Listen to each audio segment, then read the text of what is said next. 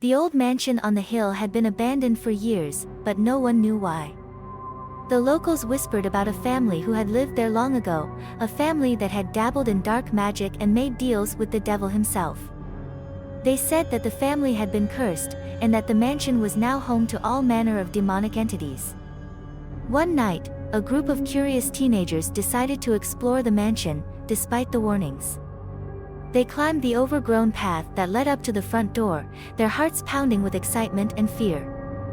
As they pushed open the door, the musty smell of decay filled their nostrils, and they realized that they had made a grave mistake. The inside of the mansion was a labyrinth of dusty rooms and winding corridors, each one more terrifying than the last. As they made their way deeper into the mansion, they began to hear strange noises, whispers in the darkness, footsteps on the stairs, and the sound of something dragging itself across the floor.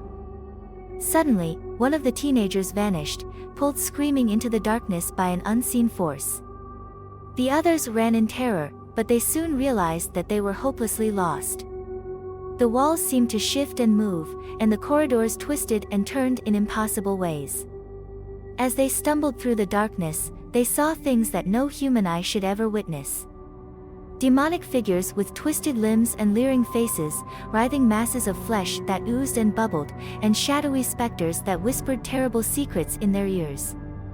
One by one, the teenagers fell prey to the horrors of the mansion. Some were consumed by the darkness, their bodies twisted and distorted until they were no longer recognizable as human. Others were dragged away by unseen hands, their screams echoing through the halls. And still others simply disappeared, swallowed up by the madness and horror of the cursed mansion. As the hours turned into days, the survivors became increasingly desperate. They huddled together in the darkness, their minds frayed and their souls filled with despair.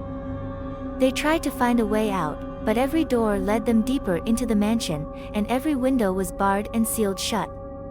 At last, there was only one survivor left, a young girl named Sarah, who had managed to evade the horrors of the mansion by hiding in the shadows. She had seen things that would haunt her for the rest of her life, things that no one should ever have to see. But even as she clung to the last shreds of her sanity, she knew that something was coming for her.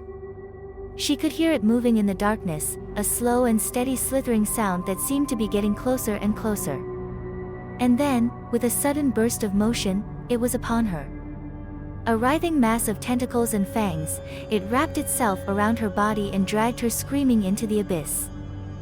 The mansion on the hill still stands, a testament to the horrors that lie hidden in the darkness. No one dares to enter it now, and the locals speak of it in hushed whispers, warning of the cursed family and their demonic servants.